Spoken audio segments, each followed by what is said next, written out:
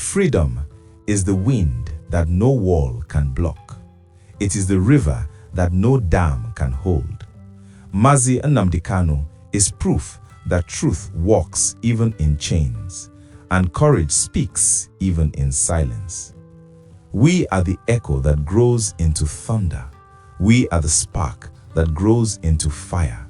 And we will rise, not once, not twice, but until freedom becomes the air we breathe. With this, I welcome you to today's episode where we examine the personality, leadership style, ideology, and vision of our great leader, Mazi Nnamdi Kanu, and place them in historical context by comparing them with genuine, selfless freedom fighters across Africa and the world. This idea is born out of my desire to make sure I talk about our great leader, Mazi Nnamdi Kanu, every single day until he comes out of prison with Biafra freedom. Today, we will be talking about Mazi Nnamdi Kanu and Thomas Sankara, courage, conviction, and the cost of truth. History has a way of repeating itself, not in identical events, but in familiar patterns. Across continents and generations, certain individuals emerge who refuse to accept injustice as normal. They speak uncomfortable truths, reject compromise with oppression, and insist on dignity even when silence would be safer. Two such figures, separated by time and geography, but united by conviction, are Mazi Nnamdi Kanu of the Biafran struggle and Thomas Sankara, the revolutionary leader of Burkina Faso. One never held state power, the other briefly controlled it. One speaks from detention and sacrifice, the other governed from radical integrity. Yet both share something deeper than position, uncompromising belief in dignity, self-determination, and truth. Today's episode compares these two men, not to equate their circumstances, but to understand how history treats leaders who refuse to betray their people. Thomas Sankara came to power in Burkina Faso in 1983, not promising wealth or luxury, but sacrifice and discipline.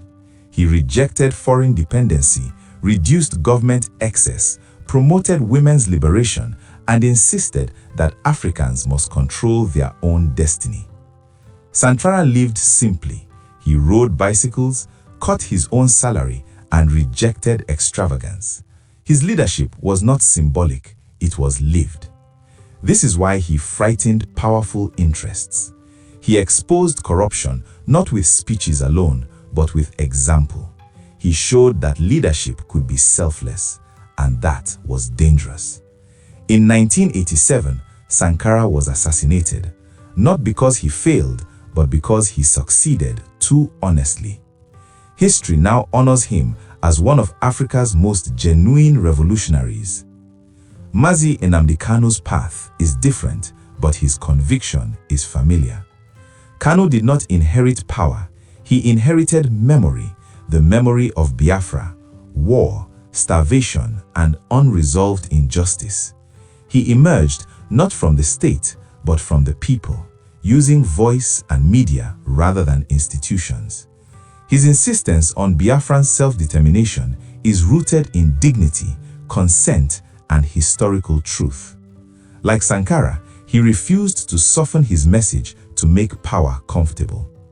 And like Sankara, he paid a price: detention, isolation, separation from family, psychological and physical hardship. History teaches us that leaders who speak from moral conviction rather than ambition are often punished most severely. Power versus principle. One of the strongest parallels between Kanu and Sankara is the tension between power and principle.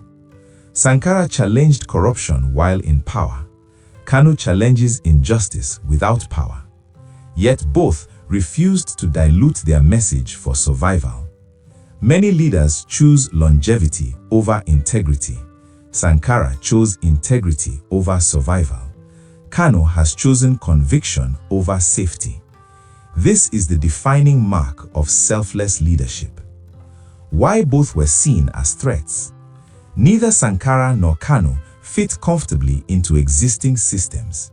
Sankara threatened foreign economic interests, local elites, the culture of corruption.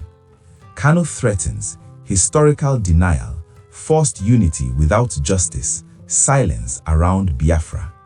In both cases, the threat was not violence, it was truth. History shows us that truth is often treated as rebellion by those invested in denial. The role of sacrifice in legitimacy. Sacrifice is the currency of legitimacy in liberation movements. Sankara sacrificed comfort, safety, and ultimately his life. Kanu has sacrificed freedom, stability, and personal peace. Neither gained wealth, neither secured comfort, neither retreated when compromise was offered at the cost of conviction. This is the defining mark of selfless leadership. Comparing them with other freedom fighters. When we place Kanu and Sankara alongside other freedom fighters, the pattern becomes even clearer. Nelson Mandela spent 27 years in prison for refusing to legitimize apartheid. Steve Biko was killed for awakening consciousness. Patrice Lumumba was murdered for demanding real independence. Amilcar Cabral was assassinated for organizing his people intellectually before militarily. In every case, the leader was labeled dangerous until history rewrote the story. Kanu fits this lineage not because of popularity, but because of endurance. Different contexts, same struggle. It is important to acknowledge differences. Sankara governed a state, Kanu advocates for self-determination. Sankara's struggle was economic and political. Kanu's is historical and identity-based. But beneath these differences lies the same struggle. Who has the right to define a people's future? Sankara answered, the people. Kanu answers, the people. History respects that answer even when power resists it. Why history sides with conviction? Time favors conviction over convenience. In the moment, Sankara was portrayed as reckless. Today, he is remembered as visionary. In the moment, Mandela was a terrorist. Today, he is a global icon. In the moment, Kanu is controversial. History is still writing his chapter, but history has shown us its bias. It listens carefully to those who suffer for truth. The Biafran struggle through Sankara's lens.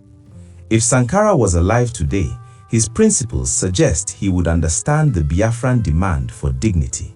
He believed that people must not be forced into systems that deny them voice. He believed that unity without justice is false unity. Biafra represents not chaos, but a demand for honesty. Mazi Nnamdi Kanu's sacrifice makes that demand impossible to ignore. A note on responsible support. True support for freedom fighters does not glorify violence, it honors discipline, moral clarity, and patience. Sankara believed revolution must be ethical. Kanu's endurance reflects the same principle, sacrifice without surrendering humanity. History remembers disciplined struggles longer than angry ones. Conclusion: what connects them across time?